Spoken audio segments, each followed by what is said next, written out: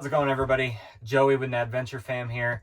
I wanted to make this video because when we were looking to buy this camper, and I was doing my research, I hadn't found a whole lot of super detailed videos out there that I was really super happy with. There was a couple, but not a whole lot. Unlike if you look at like the Scout camper, there's a ton of videos on that, and a lot of like the Palominos and the Lances. There's tons of videos on almost every single model that we were looking at, but there really wasn't a whole lot for Soaring Eagle. I think it's mainly because they're a much newer company than the others, but after doing all the research, we ended up going with this one just because it seemed like it would fit our family the best, mainly because it did come with a toilet, but it was a cassette toilet, and we really didn't need it, but we do occasionally bring it with us for emergencies and stuff like that. But we ended up pulling the whole thing out, and it created a much bigger floor area. A big selling factor was there were no water tanks in this camper, which some people that might be a deterrent, but to us it was definitely a plus. It saves on weight, and we're not having to winterize it every year. So that was a big plus for us. And also because we're a family of 5, we do successfully sleep 5 people in this camper, and we probably could fit at least one other adult if we needed to. The bed, you'll see it later on in the video. This bed is huge. It's a residential king. It's not the mattress that came with the camper, but just because that one wasn't very comfortable, but we ended up getting a much more comfortable mattress. It's just a topper, but it's 4 inches thick, and then we have a pillow topper on top of that, which you will see later on in the video. But when this thing is pulled out, it's massive. It's I believe 80 inches by 81 inches wide. It's huge. My wife and I and our son, our youngest son, sleep up here, and we easily have probably a good 2, maybe even 3 feet of width left. So that is really awesome. Our oldest sleeps on the dinette when this is folded down. Our daughter has her own collapsible crib that we put right on the floor, and there's still floor space to get around her. And that was a big selling factor for us. So I think that was the biggest selling factor, and the fact that it's super lightweight. It sits on a half-ton Silverado. My payload is around 18 to 1900 pounds. This thing, before I did all the modifications to it, was sitting right around 1100 pounds. So super light, plenty of extra weight. We're not even close to the payload capacity of the truck. So yeah, why don't I take you guys outside? We'll come back in, and when I come back in, I'll have the bed pulled out in its sleeping configuration, and you'll get a better idea of how big this bed actually is. So right now, let's go outside. But before we do, I want to mention that everything I mention in this video, all the products we have, like the dehumidifier, the furnace, the power station, anything I've bought and added to the camper, I will leave a link for it in the description. But yeah, Joey with Adventure Fam. We're on YouTube, Facebook, and Instagram. All the content that you see on Instagram and Facebook is going to be the same, so be sure to follow us on all of those platforms, and it would help us out tremendously. All right, so let's go outside, and we will do a little walk around on the outside. All right, guys, now that we are outside, I can give you a good walk around of the camper. I point stuff out as I go. This wrap right here came from the dealership. It is not standard with the Soaring Eagle campers. I believe it was exclusive to Bish's RV where we purchased this from, but it was definitely a big draw to the camper because it just looks really, really neat. So the legs, when you buy these campers, they do come with a drill bit so you can do faster up and down with the legs, and they do come with hand cranks as well. But if you have a powerful drill, it will make things a lot faster. I think you can also get, from some dealerships, you can get power jacks, which would add a little bit of weight to it, I believe. I'm not 100% sure, but that definitely would be nice for loading a little bit quicker. So down here, because the camper is so light, you can see it's got this ratchet system so that you can just tie into your existing tie downs in your bed, which is really nice. You don't have to add any extra arms to the frame of your truck to secure it down, and it's a lot more cost effective too. Now going over here, this is where you have your 7-pin connector. We just extended it a little bit just because of where this sits. We wanted a 90-degree so we could plug in a little easier, because this, on my truck at least, sits right over top of the bed rail, and it was a little hard to get to. But here you have this is a 5-pound propane tank that I added that powers our furnace. And you can see where I routed it in. It goes in through the bottom of the closet space in the camper. Here we have our traction boards that I mounted up just to some brackets that I got at Ace Hardware, and these I just got right on Amazon, but haven't had to use them yet. I have used them for leveling the truck, which is nice, but haven't gotten stuck with the camper yet, but stay tuned. I'm sure we will. Moving over onto this side, as you can see, more of that wrap. And here is the truck that I haul this thing with. It is a 2022 Chevy Silverado 1500. It's got the 2.7 liter 4-cylinder turbo. This engine has been phenomenal for us, and it has absolutely no problem with carrying this camper. And then the legs you see on the front, those are just more so for peace of mind that while the thing is sitting off of the truck, it's not going to tip over. I don't think it would, but it definitely just gives us some peace of mind when it's sitting off the truck. But yeah, that's about it for the outside. Nothing too crazy. It's pretty simple, which is a big reason why we got this camper. But other than that, you can see the chimney for the furnace. You can see it, it's right there. But yeah, so let's head inside and we will show you the rest. All right, now that we're on the inside of the camper, I will go through everything that we have going on in here. Starting over here, when we first got the camper, there was a microwave in that cubby, but since you need to be on shore power in order to use the microwave, and being out in Utah, we are rarely ever at a campground.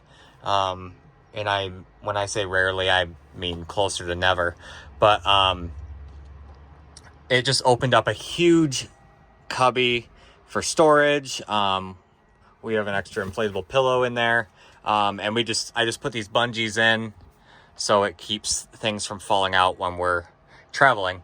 And then this cubby up here is just pretty good size, but it's got some random things in there, but that's the way it does come from the factory. Going down here, we have this drawer system I installed. It is nothing fancy, but it keeps all of our dishes. And then we have our silverware, coffee stuff, all the stuff like that. And then this little space back here. There is another wall outlet behind here. But again, all the wall outlets in here, other than the 12 volt and the USBs, you do need to be hooked up to shore power to use them. That goes for this one up here, and then this one down here. And then there's a couple on the outside as well. But this is our kitchen prep area, I guess you could call it. We got some pans hanging there, a little bit of counter space right there. And we got this shelf right here, so we can keep stuff on it when we're in bed at night, so it's not just getting lost in the blankets. We have a smoke detector, CO detector as well. And then moving over to this side, you get this closet. I put some shelves in there just to keep some extra, just to be a little bit more organized. It did, however, come with a curtain or a hanging rod. So if you want to not use shelves and just use it for hanging clothes, you can do that as well. Down in here, we have access to all the wiring for the fuse box, the switches, outlets, all that good stuff. And I did run the propane out through the bottom, this propane line that goes to the furnace. I'll show you that in a second.